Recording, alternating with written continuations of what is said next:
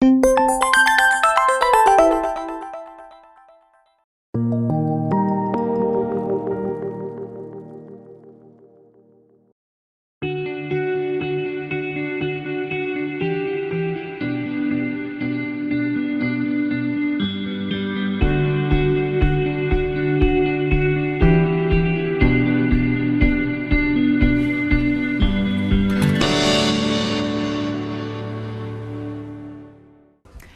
buenas noches, bienvenidos una semana más a Salud y Bienestar. ¿Qué vamos a tener hoy? Pues nuevas tecnologías, salud y cosas muy interesantes. Quédense con nosotros porque repasamos ya los temas a tratar en nuestro sumario.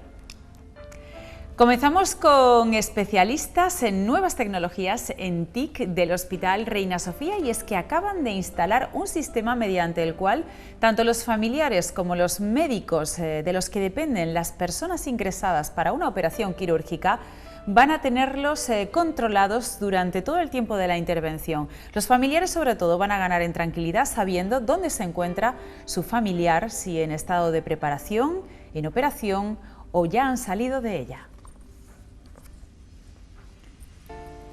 A continuación nos marcharemos a nuestra sección Aprender Pensando. Pilar Jurado tiene otro interesantísimo tema que contarnos.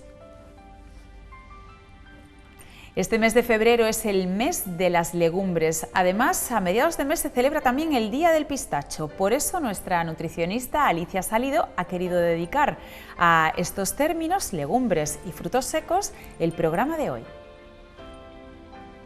Y para terminar tendremos con nosotros a un equipo de profesionales de medicina interna del Hospital Infanta Margarita de Cabra. En este hospital se ha iniciado un proyecto novedoso por el que el paciente con diabetes va a recibir una atención integral.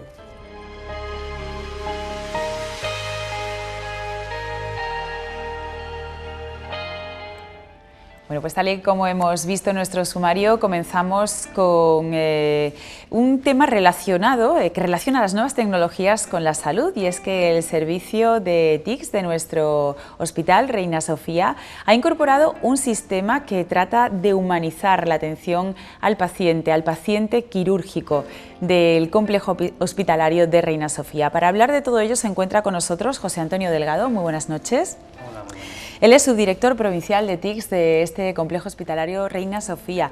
Y bueno, pues por contarlo muy resumidamente y ampliarlo a continuación, se trata de un sistema de trazabilidad quirúrgica para saber en todo momento, tanto por parte de los familiares como por parte de los profesionales sanitarios, dónde está el paciente. Eso genera una tranquilidad, sobre todo en los familiares, que creo que es muy de reseñar, ¿no? Por supuesto.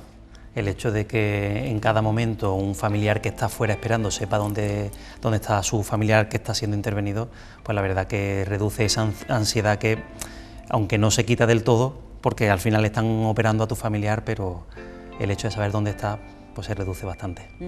¿Por qué? ¿De dónde surge realizar esta iniciativa y tomar de la mano de las TICS y de las nuevas tecnologías que los pacientes y sus familiares se encuentren informados en todo momento? Bueno, esto surge de la apuesta decidida que tiene Reina Sofía desde hace unos años de apostar por las nuevas tecnologías para aportar calidad en la asistencia sanitaria al paciente. En este caso, pues evidentemente, como bien has comentado antes, lo que se aporta es un puntito más de humanización en esa asistencia sanitaria, que permite que los familiares pues estén algo más tranquilos, si cabe, cuando están a la espera de que el familiar salga de quirófano.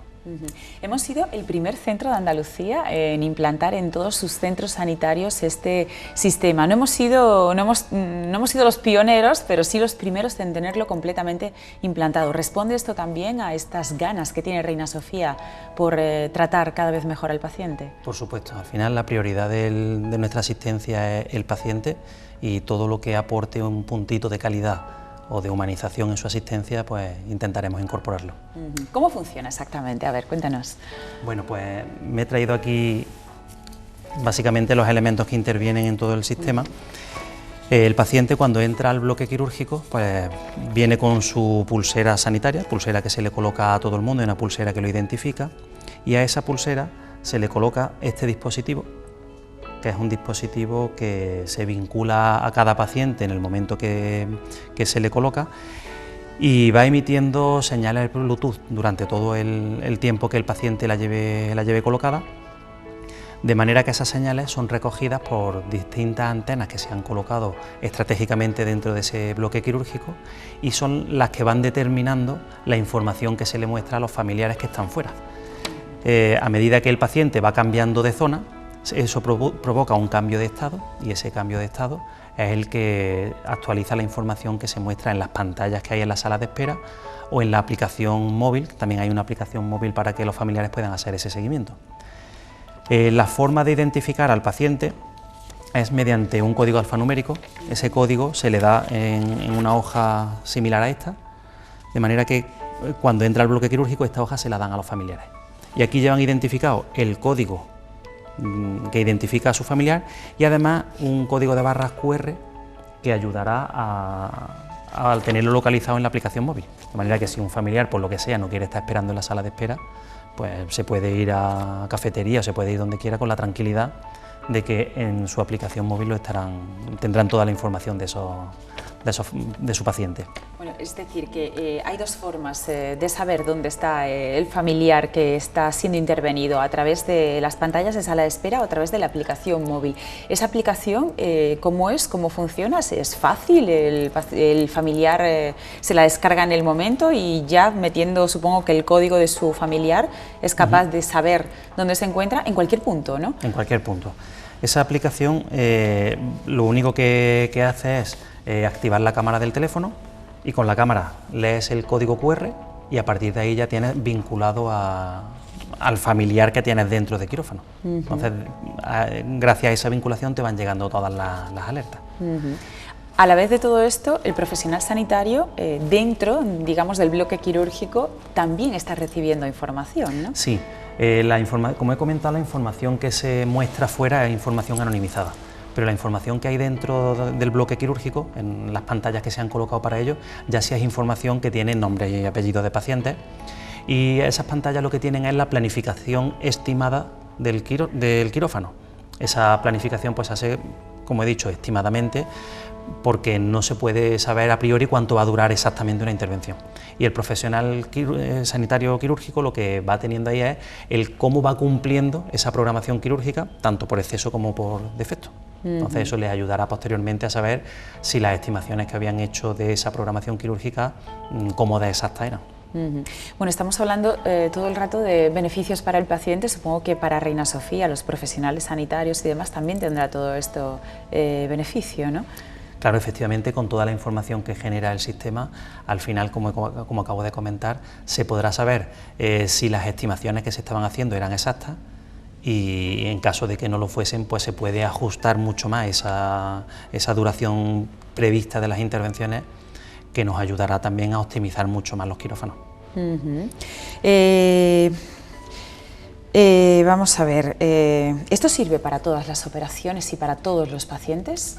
En principio, el sistema sirve para cualquier intervención y para cualquier paciente. ¿Vale? Entonces, cualquiera de las 160 intervenciones de media que hay al día podría ser susceptible de utilizar este sistema. Los profesionales, ¿ven alguna información más que no se les esté dando, aparte de la estimación en tiempo de esa intervención, a los familiares?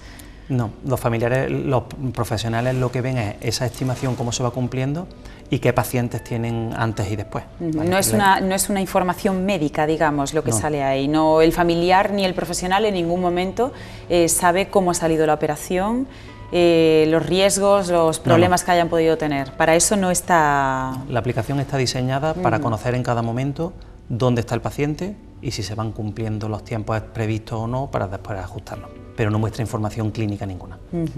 Una vez que ya está todo instalado, porque llevan un año, han estado aproximadamente desde diciembre de 2018 hasta prácticamente ahora instalando todo este servicio, se espera que pueda aumentarse, no la calidad del servicio, pero a lo mejor sí que la información que se ofrece y demás dentro de este mismo proyecto, ¿o no? Bueno, la parte que va orientada a los familiares, esa está completa. Lo que se esperaba es lo que se ha hecho, que es poder darle información. en tiempo real, y lo que sí se espera es poder analizar ahora, cuando ya llevamos un recorrido de un tiempo prudencial, poder analizar toda esa información que se ha recogido, como comentaba antes, para intentar siempre optimizar el uso de los quirófanos.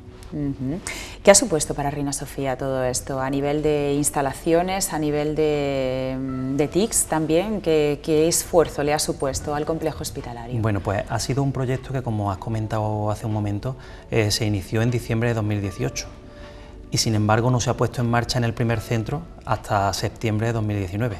Todo ese tiempo, esos 9 meses que hay en medio, se ha estado preparando, porque aquí han intervenido un equipo muy grande de personas, multidisciplinar, empezando por los profesionales de mantenimiento, que han tenido que hacer todas las instalaciones de antenas, cableado y demás, profesionales sanitarios propiamente dichos, porque son los que han tenido que diseñar todos los circuitos por los que puede pasar un paciente, que son los que van a ir indicando los cambios de estado, y por supuesto pues de todas las áreas de la subdirección que yo coordino, profesionales tanto desde el área de infraestructuras como del área de explotación de información, del área de proyectos, pues 9 meses de trabajo. Bueno, que el resultado está aquí ya. Las primeras operaciones se están desarrollando con este sistema. Los familiares, ¿tenéis algún feedback de ellos? ¿Sabemos qué opinan y si están tranquilos, si les parece buena idea a los primeros usuarios? Sí, ya hay algunos comentarios en redes sociales y por supuesto también algunos amigos que han sido usuarios de este sistema, pues te transmiten que lo ven muy positivo, que reduce un poquito esa ansiedad que tienen cuando está fuera. Evidentemente toda no se le quita, pero el simple hecho de tú saber que tu familiar aún no ha entrado a quirófano, aunque ya esté dentro de la zona quirúrgica, pues bueno, te hace estar tranquilo de que no lleva mucho rato interviniéndose, sino que todavía no ha entrado. ¿Vale? Que para cualquier persona, en el momento que se llevan a tu familiar y lo meten en el bloque quirúrgico, uno puede pensar que ya está en quirófano, y a lo mejor todavía no ha entrado porque hay unas tareas previas de preparación que conllevan su tiempo. Y que desconocemos los que estamos fuera. Bueno, pues una iniciativa estupenda, la de Reina Sofía, el haber adoptado este sistema informático que ayude a tranquilizar al familiar del paciente y a tener más información a los médicos que puedan servirle para optimizar el trabajo de cara al futuro. Pues José Antonio Delgado, subdirector provincial de TICs de nuestro centro Reina Sofía, gracias por haber estado con nosotros, por habernos contado en qué consiste, y bueno, pues que vaya fenomenal con esos 250, que no lo hemos comentado, dispositivos que se han comprado, ¿verdad?, para atender a los pacientes quirúrgicos de nuestros hospitales. Muchísimas gracias por haber estado con nosotros, ha sido un placer. Muchísimas gracias a vosotros. Bueno, y nosotros, después de esta noticia relacionada con las nuevas tecnologías y la salud, nos marchamos a nuestra sección Aprender Pensando.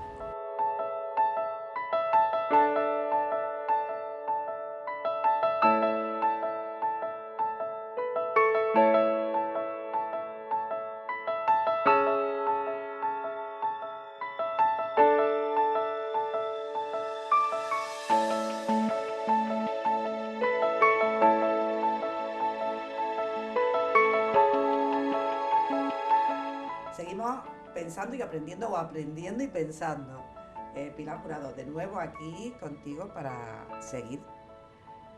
Hoy con un tema, no sé cómo decirte, no sé si es peliagudo, si es un tema difícil o si la dificultad la vemos nosotros desde aquí, desde este lado.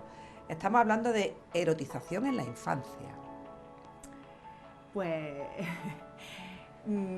sí creo que es delicado, ¿no? Es delicado por muchos motivos. Primero porque hay quien a lo mejor al escucharlo se puede sentir un poco ofendido, ¿no? O incómodo.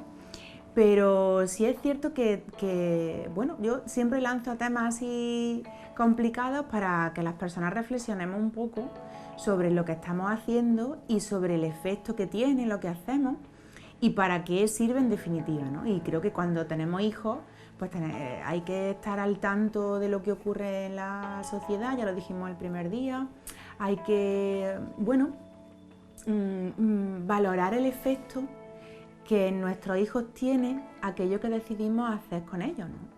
Aunque parezca que estamos jugando, que en definitiva es por donde esto empieza, ¿no? La sexualidad es algo innato en todos los seres humanos, independientemente de la edad que tengamos. Una cosa es la sexualidad y otra cosa es el erotismo. Hay que saber diferenciar mucho. Bueno, a ver, el concepto de erotización en la infancia lo utilizamos para definir pues que hay comportamientos que se atribuyen o que son propios de una determinada edad, a partir de la juventud y de la adultez, y entonces esos comportamientos, bueno, probablemente a lo mejor sin quererlo, ¿no? Los estamos adelantando a una edad infantil. Con lo cual, claro, hemos de valorar un poco esto que consecuencias tiene en nuestros hijos. Y claro, efectivamente, por un lado, hemos de tener claro de qué manera educarlos en relación bueno, pues a la sexualidad y a todo lo que ello supone, pero claro, el propiciar que los niños tengan comportamientos adultos a edades tempranas, sacándolos de un entorno de juego, que es donde está un poco el límite, porque es verdad que hay una etapa infantil muy importante en la que el juego simbólico tiene que aparecer y el juego de representación, ¿no? Y que los niños jueguen bueno, pues a disfrazarse de su madre o de su padre o a recrear profesiones adultas, eso forma parte del juego, pero eso tiene que tener un final. Cuando acaba el juego, acaba todos aquellos instrumentos que hemos utilizado para jugar. El problema empieza un poco cuando esos comportamientos se hacen habituales en la vida de un niño, ¿no? Y bueno, se le van dando otros matices, ¿no? Pilar, háblanos de problemas concretos que se pueden presentar aquí. ¿Qué cuestiones te trae aquí la gente con respecto a este tema? Bueno, en realidad nadie hace una pregunta en concreto, ¿no? Te dice, mi hijo está erotizado, eso nadie lo pregunta. Pero sí es cierto que nosotros vemos bueno, pues en adolescentes, ¿no? O simplemente un poco la amplitud de mira hay que llevarla también a la publicidad, a las redes sociales, a los medios de comunicación, en definitiva, que son un poco el vehículo por el que todo entra, ¿no? en una casa. Y entonces, bueno, pues desde el diseño de la ropa, que sí que tenemos que evolucionar, que hay que hacer prendas que sean más cómodas, que no vamos a ir con vestidos de papalina y calcetines cortos, pero hay que buscar un punto en el que la ropa de niño tenga un diseño de niño, en el que los modelos que exponen esa ropa pues realmente si te tienen que desfilar, porque bueno, todo se expone, pues desfilen como niños que van por la calle y no con movimientos de adultos. Que si nuestras hijas o hijos, que muchas veces los niños ya también lo hacen, menos mal, se pintan la uña y juegan a pintarse la uña, pues que cuando termina el juego pues nos vamos a quitar eso, ¿no? Porque forma parte de un juego. Entonces hay que irlo como encajando todo, todos somos responsables de esto, los padres con sus hijos, los medios de comunicación, las agencias de publicidad, todos somos responsables. Y creo que, bueno, hay que reflexionar. ¿Consecuencias de esto? Pues consecuencias de esto o de otros muchos aspectos de la vida es que estamos haciendo que los niños vivan demasiado deprisa. Y entonces, bueno, si adelantamos comportamientos a edades muy tempranas, pues todo lo que va detrás también se adelanta. ¿Cuántas veces no se juega con los niños a decir que si tienen novia o novio cuando están en infantil? O, bueno, no lo sé, o a hacerse regalos, en fin, que pueden ser juegos, que pueden ser cosas de niños, pero que no todo lo que vive un niño es cosa de niños, ¿no? Entonces, hemos de saber qué es lo que estamos haciendo y a dónde nos lleva. Nos lleva, pues, que a lo mejor bueno, uno de los factores que están haciendo que el inicio de las relaciones sexuales se adelante a los 13 años, según las últimas estadísticas, pues sea una realidad, por ejemplo, ¿no? Y bueno, eso no solamente lo leemos en las estadísticas, sino que nosotros, bueno, son informaciones, son realidades que manejan los chavales, ¿no? Creo que en otro programa hemos hablado de la importancia del no. Aquí el no también cobra desde luego mucha más importancia, ¿no? A la hora de restringir o de acotar cierta información para los niños. Claro, lo que pasa, a ver, yo siempre también, y en cuanto puedo, también lo difundo, ¿no? Los niños necesitan unos límites. Y o sea, por evolución, necesitan, forma parte de sus necesidades, o sea, lo estoy diciendo mucho, pero es que hay que dejarlo muy claro. Los niños necesitan vivir esos límites, porque la gestión de su comportamiento, su autogestión, que tanto queremos, pues que sean autónomos, que lo hagan todo solo, que sean responsables. Para conseguir eso tenemos que poner límites. Y esos límites pues pasan por decir no cuando toca sin más, pasan por negociar un acuerdo, porque también hay que saber hacerlo, y pasa por enseñar a los niños a entender las informaciones, porque una trampa muy grande que tiene la tecnología es que por mucho que tú restrinjas, siempre hay un resquicio por el que se cuela. Tú puedes tener escapada la wifi, puedes tener escapada el ordenador con control parental, puedes tener toda la tecnología en el salón, nada en las habitaciones, pero ¿quién te dice que no está en el patio de una comunidad de vecinos, que ahora se lleva mucho ese estilo de vida, y hay alguien con un dispositivo y un montón de chiquillos alrededor? Y el dispositivo pues no es de nuestra familia. Entonces, en cualquier momento eso puede pasar. ¿Y qué es lo que está apareciendo por ese dispositivo? Nunca lo vamos a poder controlar. Con lo cual, como complemento a ese no, pues tiene que haber información. Y para poder darle información al hijo de cómo usarlo, tenemos que ser conscientes de lo que está pasando.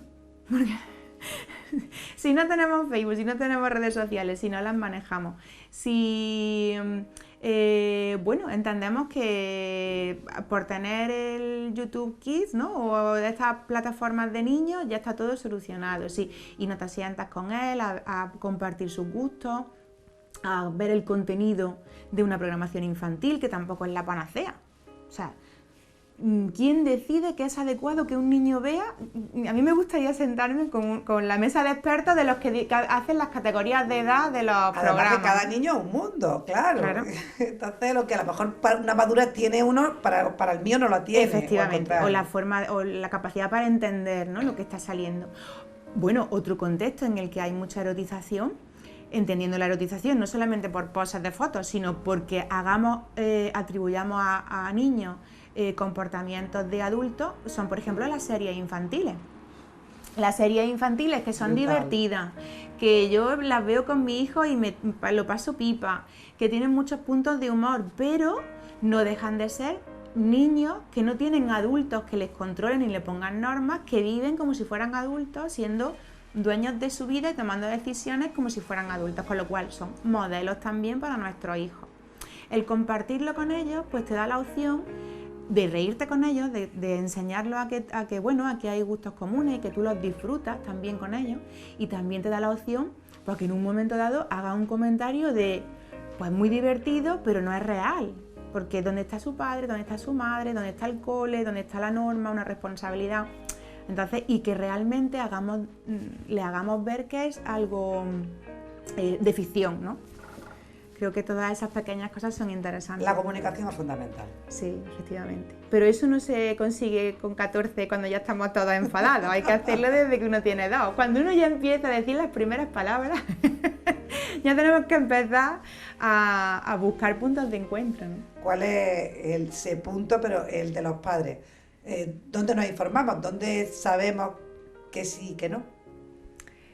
El sentido común está ahí lo primero, me imagino. Sí. Pero claro, también debemos de tener unas normas, ¿no? También debemos de aprender unas reglas, quizás, ¿no? A ver, ahora estamos en la sociedad de la información y cualquier cosa que tú encuentres en internet, pues es información. También es importante filtrar, porque claro, cada uno en nuestra casa decidimos lo que nos gusta más hacer, con lo que nos sentimos más cómodos, pero también hay que tener cierto criterio y hay aspectos que son fundamentales. Si empezamos a hacer, pues por ejemplo, lo de la norma, ¿no? Es verdad que, yo no estoy de acuerdo con ese que dice que una torta a tiempo pues soluciona, pues ni a tiempo ni a destiempo, una torta no arregla nada. ¿Puede haber una persona o un profesional que entienda que eso es adecuado? Vale, yo no lo voy ni lo voy a difundir ni lo haré en mi casa. Pero sí es cierto que la norma tiene que estar, y la norma con coherencia tiene que estar. Una norma con coherencia es que si hay algo que yo no quiero que mi hijo haga, pues no quiero que lo haga ni a las 10 de la mañana, ni a las 11 de la noche, ni en el sábado, ni en el domingo, y voy a buscar una consecuencia que siempre sea estable. Esa es una norma con coherencia.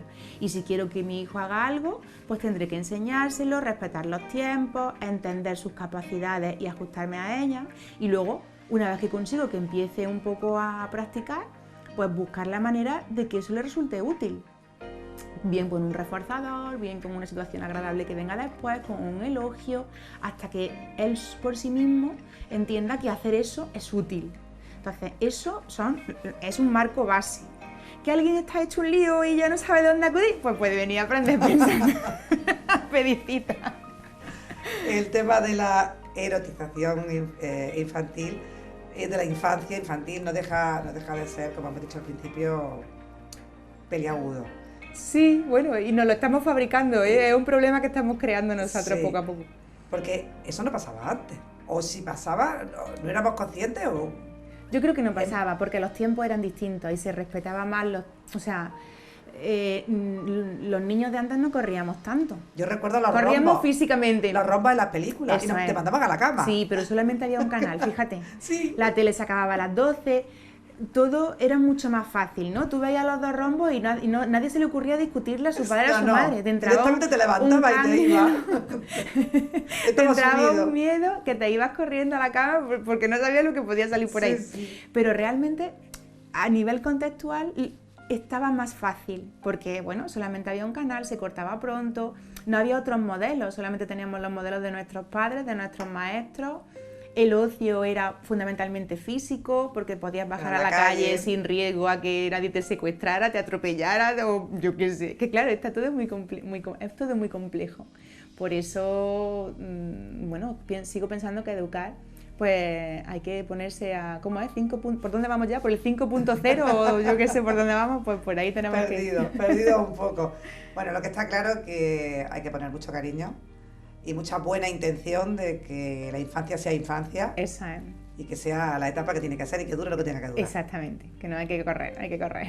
Pues muchas gracias, Pilar. Gracias. Volveremos para seguir escuchándote y aprendiendo contigo. Muchas gracias.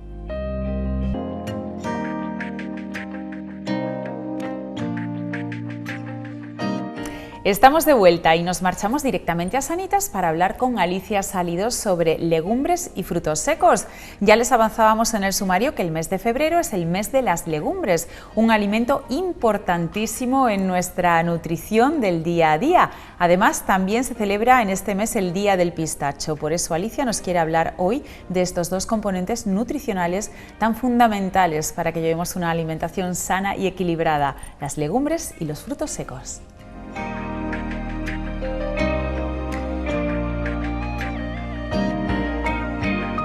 Como comentábamos en otros programas que no existen superalimentos concretos para curar algo y tal, las legumbres y los frutos secos son dos alimentos de nuestra cultura que tienen unas propiedades muy beneficiosas para nuestro organismo y de hecho debemos incluirlos en nuestra alimentación, que ahora lo veremos durante el programa, mucho más de lo que nos pensamos, mucho más.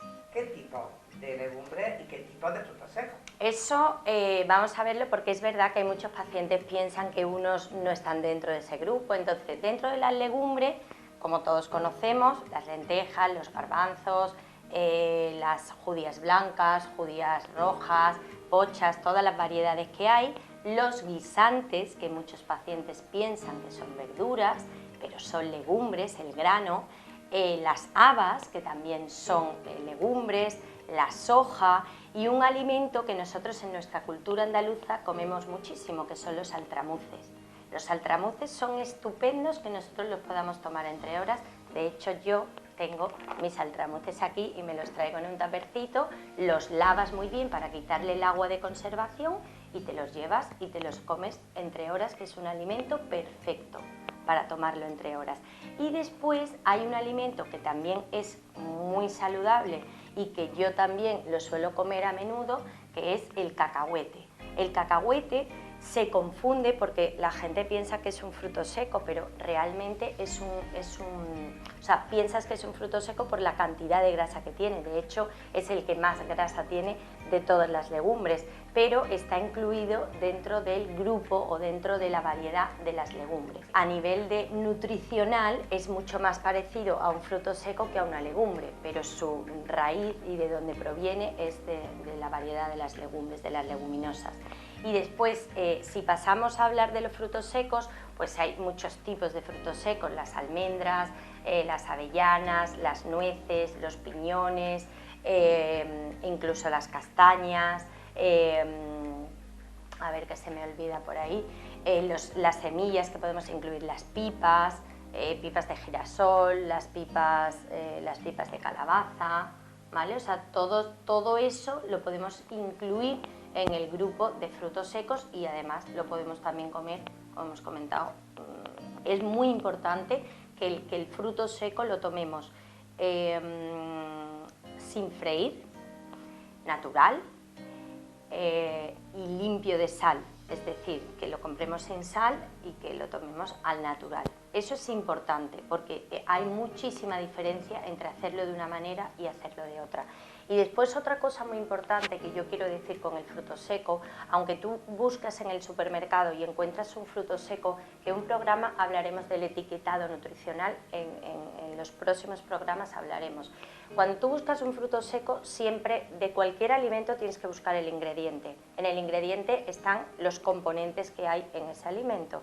Vale, tú ves fruto seco y ves nueces. Y ahora, coma, aceite vegetal de palma o aceite refinado, vegetal. Tienen que poner el origen. Y dices, ¿por qué un alimento que tiene unas propiedades que las vamos a ver más adelante, les ponen esa conservación o ese aceite? Pues en eso te tienes que fijar cuando tú compres un fruto seco, por ejemplo.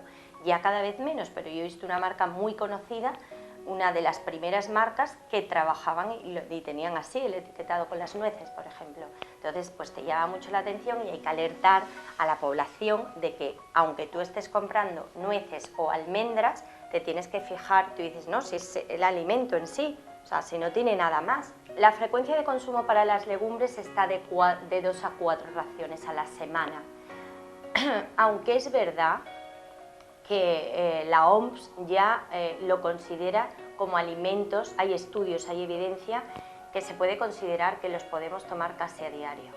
Pero ahora mismo las guías de alimentación marcan de 2 a 4 raciones. ¿Qué es una ración? Pues bueno, una ración puede ser desde 60 a 80 gramos en crudo, siempre las raciones se miden en crudo. Depende el tipo de paciente, depende en qué tipo de dieta esté, dependen muchas cosas, pero son raciones genéricas, ¿vale? Todo lo que estamos hablando es una generalidad sin personalizar nada.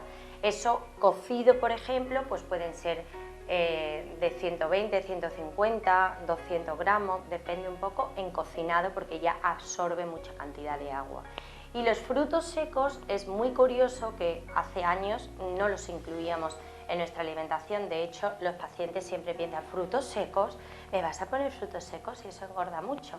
Y dice, sí, claro, engorda, claro, ahora vamos a ver cuánto engorda, pero en cantidades adecuadas nosotros lo tenemos que tomar en una ración de 3 a 7 raciones a la semana, por lo tanto diariamente podemos tomar frutos secos y las raciones pueden ir de 20 a 30 gramos, depende la actividad, depende el tipo de paciente, ¿no? Y como hemos comentado antes, sin sal y naturales, ¿vale? Esa es un poco la frecuencia de consumo semanal que tenemos que trabajar con estos dos alimentos. Bueno, pues sus propiedades, me podía estar hablando aquí todo el día porque además los utilizamos, como hemos comentado, muchísimo en la alimentación y en la planificación familiar de las familias, tanto patología o no.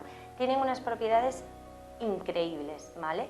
Los frutos secos sí que tienen más cantidad de grasa, casi su 50% del contenido del fruto seco es grasa, pero es una grasa insaturada, es decir, una grasa cardiosaludable. Y eso es importantísimo, porque no es lo mismo que una grasa saturada y sobre todo de cadena larga. Entonces, con eso jugamos y eso por eso hacemos que lo podamos tomar con diferentes enfermedades. Aparte de la grasa, tiene omega 3, importantísimo, tiene un antioxidante muy potente que es la vitamina E, tiene calcio, fósforo, magnesio, zinc, o sea, una variedad, hierro, una variedad muy amplia de vitaminas, tanto del grupo B como minerales. Tiene una cantidad de fibra espectacular y tiene proteínas vegetales, que ahora veremos un poquito más adelante qué son estas proteínas, ¿vale? Entonces, sus propiedades son súper beneficiosas para la alimentación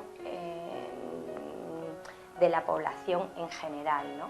Y, por ejemplo, de las legumbres, a diferencia de la grasa que tienen los frutos secos, pues las legumbres, excepto el cacahuete, no tienen ese porcentaje de grasa. Son más ricos en hidratos de carbono, pero el resto son ricos en fibras, proteínas vegetales de alto valor biológico, igual que los frutos secos, combinados de forma adecuada, hierro, calcio, fósforo, zinc, una gran variedad de vitaminas del grupo B, es decir, que tenemos un alimento muy completo, tanto uno como otro, y optimísimo para incluirlo en nuestro día a día. A ver, aquí realmente podemos incluirlos los dos, ¿no? Porque tanto las legumbres como los frutos secos son alimentos que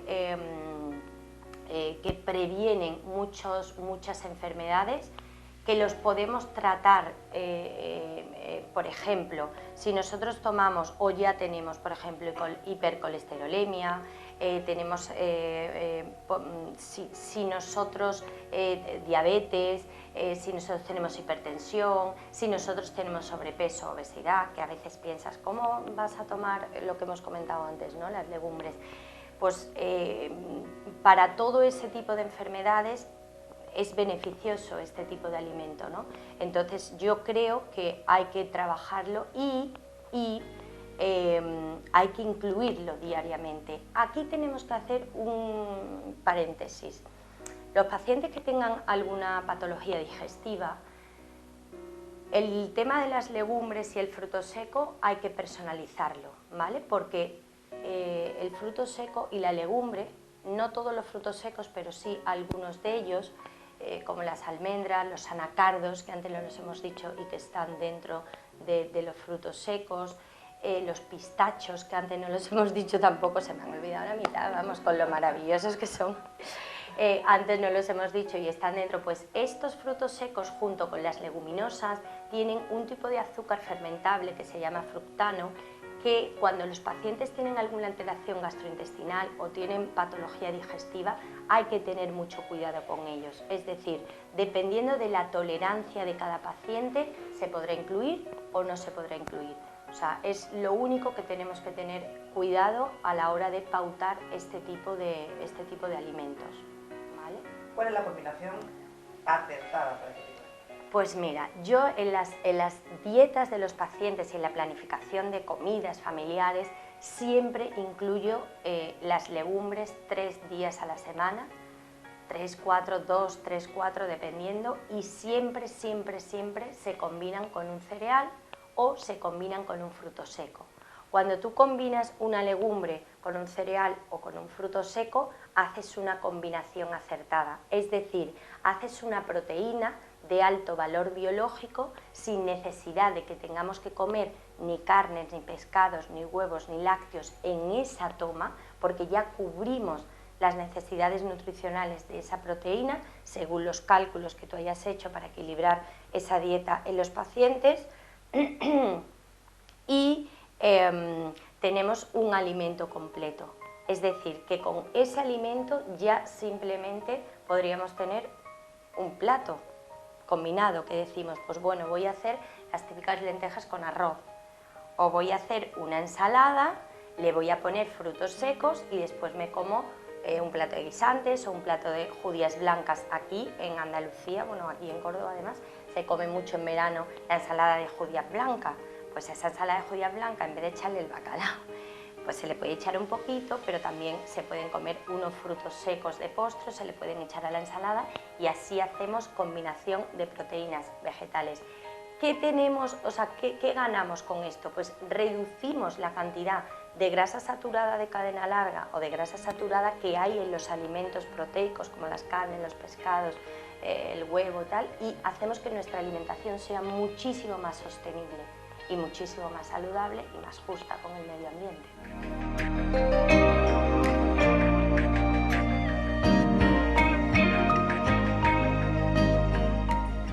Bueno, pues esos consejos siempre tan interesantes que nos brinda nuestra nutricionista de cabecera, Alicia Salido, en este caso celebrando que el mes de febrero es el mes de las legumbres y ese día especial del pistacho. Gracias, Alicia. Nosotros continuamos y hoy han venido a nuestro programa desde la zona sur de nuestra provincia, desde el Hospital Infanta Margarita, porque fíjense que allí, y fruto de un programa de colaboración entre diferentes servicios del hospital, se va a prestar un servicio muy especial a los pacientes que tienen diabetes. Para contarnos en qué consiste todo este nuevo proyecto que se va a desarrollar, como decíamos allí, en el Hospital Infanta Margarita, nos acompaña el subdirector médico, de este hospital, Antonio Rodríguez. Muy buenas noches. Buenas noches. Facultativa, especialista en medicina interna, Dolores Pinillos. Muy buenas noches.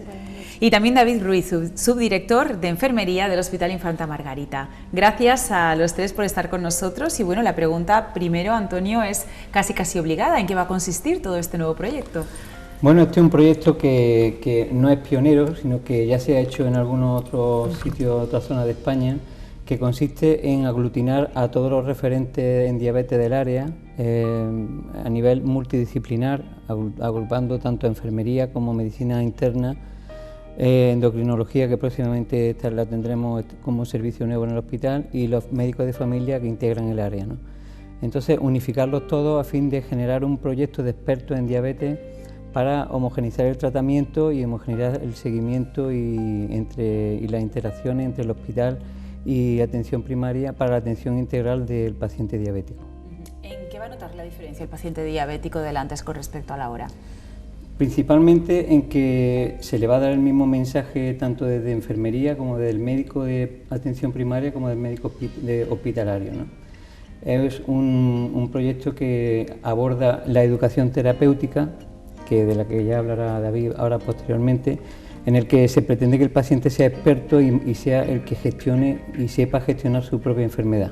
A continuación, el médico intervendrá asesorando cada paso y interviniendo en la medida de lo posible en prevenir las complicaciones, y después tenemos el soporte de la atención hospitalaria para resolver aquellos problemas que en primaria no se pueden resolver. Lo va a notar porque va a ser un circuito homogéneo en el que el paciente va a salir del hospital y va a recibir el mismo mensaje y la misma atención fuera del ámbito hospitalario. Y mucha confianza puesta en el paciente, ¿no? Claro, desde enfermería se trabaja en que el paciente aprenda el estilo de vida que debe seguir, a controlar su enfermedad, a saber cuáles son las complicaciones que debe prevenir, estar atento a ser el primero en detectarlas y ser, como hemos dicho, el gestor y el paciente realmente el experto en su enfermedad. Esto viene a responder a una demanda de hace mucho tiempo, ¿verdad? Sí. Primero, es una responsabilidad de los profesionales abordar una patología con tanta prevalencia y tanta morbimortalidad y tanto coste socioeconómico, ¿no? Y después porque las complicaciones son asintomáticas hasta el momento en que aparecen, que es un momento en que ya prácticamente son irreversibles, ¿no? Y bueno, por otra parte, es fundamental que demos respuesta a una demanda que viene exigiendo las asociaciones de diabéticos desde hace más de 30 años. Tenemos una unidad de diabetes multidisciplinar en el área sur de Córdoba, pues una exigencia como ya te digo, de hace casi 30 años. Y bueno, centrándonos en los términos más médicos de todo esto, ¿por qué es tan importante que haya un seguimiento en los pacientes que padecen diabetes? La diabetes es una enfermedad que es silente, o sea, no produce síntomas, salvo que aparezcan complicaciones agudas o complicaciones crónicas, ¿no? Entonces, la importancia del control de la enfermedad radica en poder evitar la retinopatía diabética. O sea, hay que decir que la ceguera, la primera causa de ceguera en el mundo es por diabetes, evitar la enfermedad renal, ya que el diabético mal controlado acaba finalmente en diálisis, y por otro lado, pues todos los problemas cardiovasculares que tiene, ¿no? El de la microangiopatía diabética. La diabetes afecta al pequeño vaso y a los grandes vasos, pero sobre todo el pequeño vaso es el que tiene más patología, y entonces la patología cardiovascular a nivel de ictus, de cardiopatía isquémica, de patología renal también, del pie diabético, por la alteración de la circulación, pues evitamos amputaciones, evitamos problemas renales, ictus, en fin, una cantidad de patología que daña mucho al paciente, produce mucha morbilidad, muchas secuelas y bueno, el control, el único tratamiento, la única prevención es el buen control de la enfermedad. David, hablamos del tratamiento de diabetes, aunque vosotros decís que la educación terapéutica es la base de todo el tratamiento, ¿no? Efectivamente. En primer lugar, bueno, es muy importante para nosotros, ¿no?, el discernir entre lo que sería educar, no es informar, ¿no? De alguna manera el lema, ¿no? Nosotros entendemos que educar es algo más que proporcionar lo que serían, pues, esa mera transmisión de conocimiento, ¿no? El proceso educativo es algo más complejo, es mucho más complejo.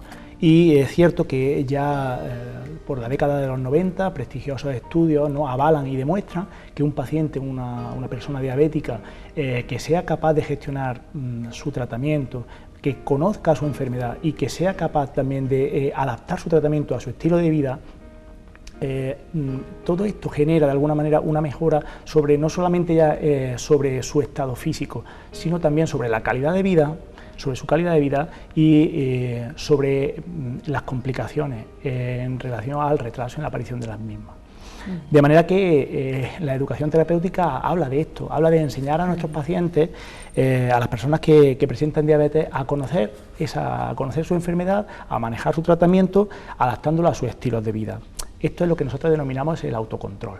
Y bueno, pues el enfoque sobre el que se centra la educación terapéutica es el paciente de manera integral, es decir, considerando cuál es su situación anímica, sus emociones, de alguna manera cuál es el entorno, cómo influye el entorno, el contexto, de qué conocimientos dispone y qué conocimientos necesita aprender. Es un proceso de acompañamiento.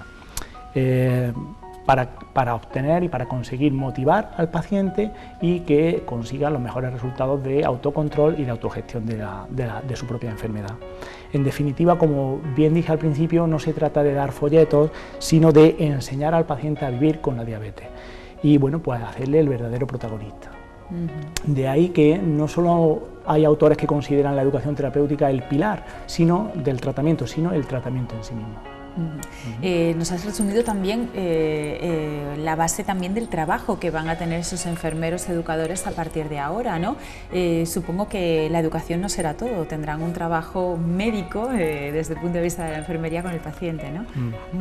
Bueno, gracias a este proyecto hay que resaltar de igual manera que hemos podido contar en el hospital con 2 enfermeras educadoras en diabetes, que desarrollan su labor diaria en 3 niveles diferentes, ¿no? En 3 niveles. Por un lado está su trabajo en planta de hospitalización. En un segundo lugar estaría su desarrollo en consulta especialista o especializada en diabetes y por otro lado en el ámbito de la urgencia. A nivel de planta de hospitalización, fundamentalmente realizan una labor de soporte, de adiestramiento de los pacientes que se encuentran ingresados fundamentalmente por un debut, un debut de inicio de la patología o por una descompensación. A nivel del paciente inician la educación terapéutica diabetológica de manera estructurada y la inician porque son circunstancias en las que realmente sabemos que un debut es una situación traumática, una situación que se vive con especial sensibilidad y son las personas que se encargan o referentes de atender estas situaciones, son referentes para sus compañeras. Igualmente, en planta de hospitalización también realizan un asesoramiento y un apoyo a la enfermera que se encuentra en planta, asesorando, formando en formato fundamentalmente taller. Y realiza también lo que es la transición con la enfermera referente de atención primaria de un nivel asistencial a otro, garantizando una continuidad de cuidado y que, lógicamente, una vez que el paciente se da de alta, se integre en ese proceso de educación terapéutica diabetológica en el siguiente nivel asistencial, que sería atención primaria. Eso a nivel de hospitalización. A nivel de la consulta, desarrolla fundamentalmente lo que serían labores de colaboración en la investigación y en procesos de mejora continua de la calidad, apoyo lógicamente a la consulta médica, como bien has dicho, y en el ámbito de la urgencia fundamentalmente lo que viene a desarrollar son actuaciones de tipo unificación de criterios y de consenso con el resto de compañeros, con el resto de disciplinas en relación a lo que serían las pautas de actuación frente a las descompensaciones agudas. Antonio, ¿qué se pretende conseguir con la implantación de este proyecto? ¿Cuál es el objetivo? El objetivo evidentemente son resultados de salud, es decir, que el paciente haya pacientes bien controlados y evitar en lo posible las complicaciones tanto agudas como crónicas, quizás más las crónicas a largo plazo porque son las que más secuelas tienen y las que más inciden en la mortalidad de los pacientes diabéticos, ¿no? Ese es el objetivo fundamental. ¿Cómo se va a llevar, doctora, a cabo esta educación de pacientes? La educación de los pacientes, en principio, lo que se pretende es que se haga a todos los niveles asistenciales, tanto en los centros de salud, en el hospital, en la urgencia o en la planta. En las consultas externas, el paciente va a entrar, se supone, en un circuito cuando se detecta como diabético o, a ser posible, incluso intentar en los estadios de prediabetes detectarlo, si ya se ve que va a ser muy precoz el inicio de una diabetes y ya comenzar pues una educación para una prevención de la obesidad o intentar bajar sobre todo en los diabéticos tipo 2 y el intentar mejorarle su conocimiento de la diabetes para disminuir sus complicaciones. Se incorpora también la figura del paciente experto en diabetes, supongo que como una base, un apoyo para, no sé si ahora me responden a la pregunta, no sé si estar al lado de los enfermos, brindarles información y hablarles desde su propia experiencia. ¿Ese es el objetivo, la finalidad? Sí, verdaderamente el paciente experto es un gran conocedor de su patología, de su enfermedad, que profundiza en su conocimiento y asume el control de la evolución, de su propia evolución. Todo ello fruto de una formación a través de lo que sería la estrategia de escuela de pacientes. Su misión en el proyecto, fundamentalmente, como bien has dicho, como bien has intuido, consiste, por un lado, ayudar, asesorar y estar al lado de otros pacientes diabéticos quizás menos activos en sus cuidados, facilitando que conozcan su enfermedad y que comiencen a realizar cambios en sus estilos de vida que finalmente puedan hacer o puedan apostillar esa mejora en la calidad de vida. Incluir esta figura, la figura del paciente experto, pues supone generar un nexo, un acercamiento real, que era de lo que se trata, entre pacientes, entre profesionales y entre el sistema sanitario y en el sistema sanitario. Sabemos que facilita la expresión de las necesidades colectivas del resto de pacientes. Ayuda también a los profesionales en su propia formación y, en definitiva, a comprender mejor el día a día en la diabetes. El éxito de esta figura realmente es que bebe de su propia experiencia y sabemos que aprendemos mejor de aquello de lo que tenemos experiencia que de aquello de lo que se nos transmite como mero conocimiento. Bueno, estamos hablando todo el rato, doctora, de los beneficios para el paciente, pero supongo que para el hospital en general todo esto también tiene sus beneficios, ¿no? Claro.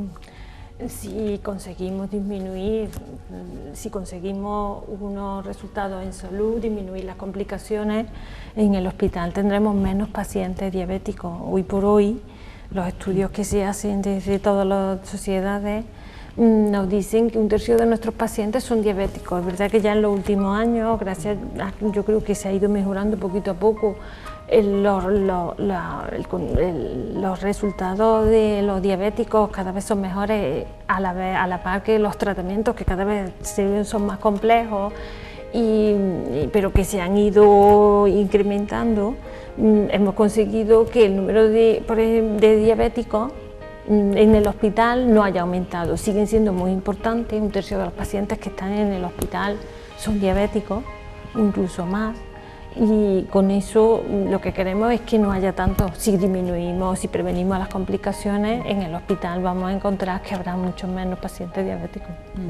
Los protocolos de actuación distinguen cómo no hacerlo entre la diabetes tipo 1 y la diabetes tipo 2. Muy brevemente nos puede explicar cuáles son las diferencias entre una y otra y contarnos en qué se van a basar esas diferencias a la hora de actuar con esos pacientes. Aunque la diabetes es la misma, es un estado de hiperglucemia, la glucemia es tan alta, en los diabéticos tipo 1 les falta la insulina completamente desde el inicio. En ellos es importante la nutrición, una nutrición sana que es similar a la que van a tener los diabéticos tipo 2 o cualquiera, pero en ellos el tratamiento desde el principio se basa un poco más en el tratamiento con insulina, cómo inyectársela, cómo controlarse. En los diabéticos tipo 2, como si un 90% de los diabéticos tipo 2 son obesos, su tratamiento, aparte de que desde el inicio no es con insulina, muchas veces con antidiabéticos, con pastillas, se basa en una nutrición un poco para intentar disminuir el peso y luego pues ya según vaya necesitando pues cómo controlarse su control, la glucemia, como con las pastillas y luego con la insulina cuando le haga falta.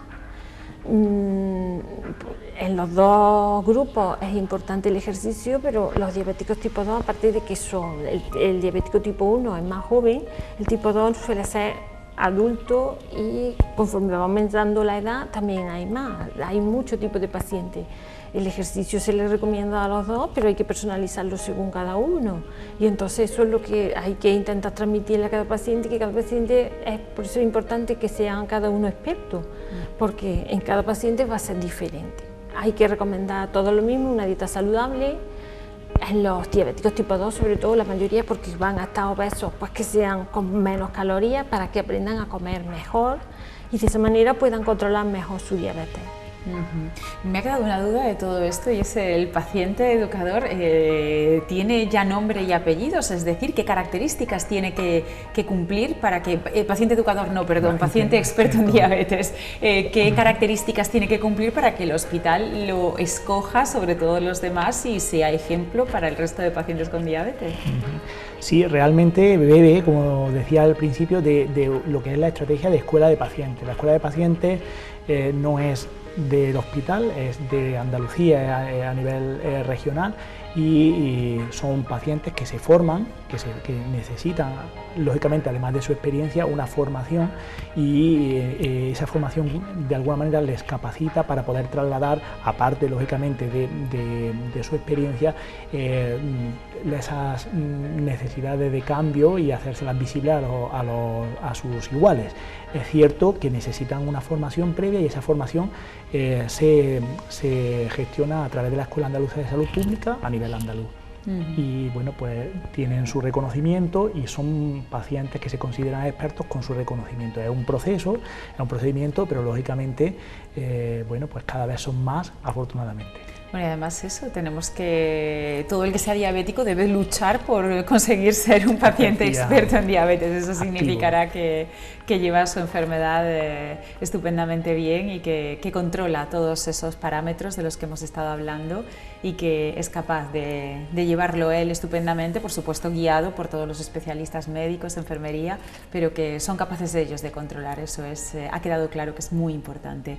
Pues muchísimas gracias a estos tres representantes del Hospital Infanta Margarita que se han acercado hasta nuestros estudios desde Cabra. Nada más y nada menos, que no queda precisamente cerca, a contarnos en qué consiste todo este novedoso proyecto. Antonio Rodríguez, subdirector médico del hospital, Dolores Pinillos, especialista en medicina interna, y David Ruiz, subdirector de enfermería de este hospital. Gracias por haber estado con nosotros y a trabajar adelante, que el año que viene contemos por miles esos pacientes expertos. Muchas gracias. Un placer. Y bueno, pues nosotros con esta noticia interesante que surge en el sur de nuestra provincia, ya saben, manos a la obra si tienen diabetes con todos estos temas, nos vamos a despedir. Gracias por habernos acompañado y yo les espero el próximo jueves, como siempre, a las 9 de la noche aquí en PTV. Salud y bienestar.